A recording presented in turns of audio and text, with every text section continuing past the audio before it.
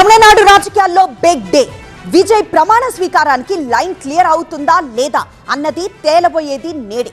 వామపక్షాలు వీసీకే మద్దతిస్తాయా లేక డిఎంకే కూటమిలోనే కొనసాగుతాయా? ఇదే ఇప్పుడు తమిళ రాజకీయాల్లో $1 మిలియన్ ప్రశ్న. ఒకవేళ లెఫ్ట్ పార్టీలు నో చెబితే విజయ్ నెక్స్ట్ ప్లాన్ ఏంటి?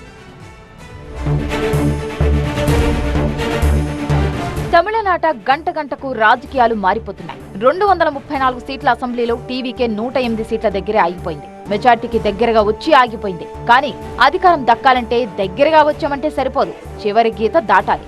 అదే ఇప్పుడు విజయ్ ముందున్న అసలు ఛాలెంజ్. మెజార్టీకి 118 కావాలి. కాంగ్రెస్ మద్దతుతో బలం 112కి చేరింది. ఇంకా 6 సపోర్ట్ కావాలి. డిఎంకే గ్రూప్ లో ఉన్న వీసీకే వామపక్షాలు మద్దతు ఇస్తే విజయ్ కు లైన్ క్లియర్ అవుతుంది. కానీ ఆ 3 పార్టీలు ఎక్కే మెట్టు దిగే మెట్టు అన్నట్టుగా చర్చోపచర్చల్లో మునిగి తేలి ఎటూ నిర్ణయం తీసుకోలేక తలపట్టుకుంటున్నాయి. ఇక అన్నా డిఎంకే పూటకో మాట మాట్లాడుతూ కన్ఫ్యూజన్ లో పడిస్తోంది. విజయ్ గేట్లు బార్లా తెరిస్తే వచ్చే నాయకుల సంఖ్య పేపర్ పై భారీగానే కనిపిస్తోంది. కానీ ప్రాక్టికల్ గా ఎంతమంది వస్తారు అన్న దానిపై క్లారిటీ లేదు. పైకి టీవీకేకు మద్దతు ఇవ్వాలని ఓ 30 మంది అన్నా డిఎంకే నేతలు పట్టుబడినట్లు వార్తలు వస్తున్నా వాస్తవంలో ఎంతమంది వస్తారన్న దానిపై స్పష్టత లేదు.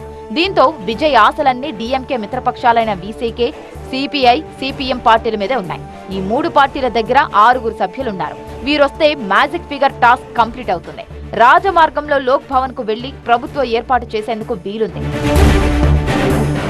ఇప్పుడు ఆ 3 పార్టీల నిర్ణయం కోసం విజయ్ ఎదురు చూస్తున్నారు. శుక్రవారం జరిగే భేటీలో ఈ పార్టీలు ఏ నిర్ణయం తీసుకుంటాయన్న దానిపై ఉత్కంఠ ఏర్పడింది. అయితే వీసీకే వామపక్షాలు విజయ్ కు మద్దతు ఇవ్వడంపై పైకి సానుకూలంగా మాట్లాడుతున్నా డెసిషన్ తీసుకోవడంలో ఆలస్యం చేస్తున్నాయి.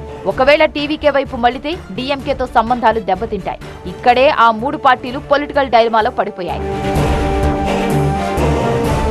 ప్రభుత్వ ఏర్పాటులో టీవీకేను ఆహ్వానించాలని వీసీకే గవర్నర్ను కోరుతోంది. కానీ మద్దతుపై క్లారిటీ ఇవ్వడం లేదు.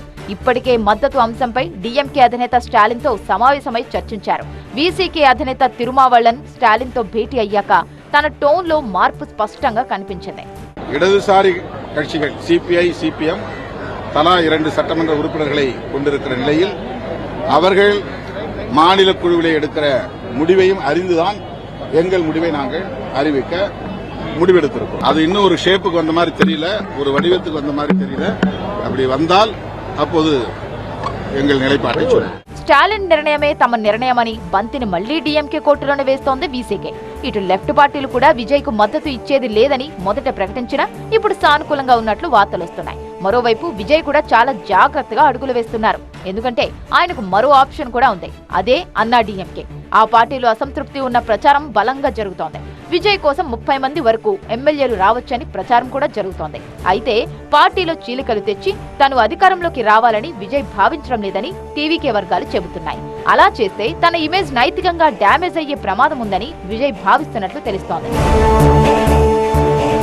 ఇక్కడే మరో పెద్ద ట్విస్ట్ కూడా చోటు చేసుకుంది. డిఎంకే, అన్నా డిఎంకే మధ్య చర్చలు సాగుతున్నట్లు ప్రచారం జరుగుతోంది. పైగా దేశ రాజకీయాల్లో భిన్న ధృవాలు ఏకమైన సందర్భాలు ఉన్నాయి. మహారాష్ట్రలో సిద్ధాంతపరంగా విరుద్ధమైన కాంగ్రెస్, శివసేన పార్టీలు కలిసి ప్రభుత్వం ఏర్పాటు చేశాయి. అంటే రాజకీయాల్లో శాశ్వత మిత్రులు, శాశ్వత శత్రువులు ఉండరు. ఒకవేళ డిఎంకే, అన్నా డిఎంకే కలిసి విజయ్ ను అడ్డుకునే ప్రయత్నం చేస్తే అప్పుడు విజయ్ దగ్గర 2 ఆప్షన్లు మాత్రమే మిగులుతాయి. ఒకటి రాజకీయంగా చీలిక తీసుకురావడం, కుదరకుంటే లీగల్ గా ఫైట్ చేయడం. విజయ్ ఇప్పటికే గవర్నర్ ను కలిశారు. సింగిల్ లార్జెస్ట్ పార్టీగా ప్రభుత్వం ఏర్పాటు చేసే హక్కు తనదేనని చెబుతున్నారు.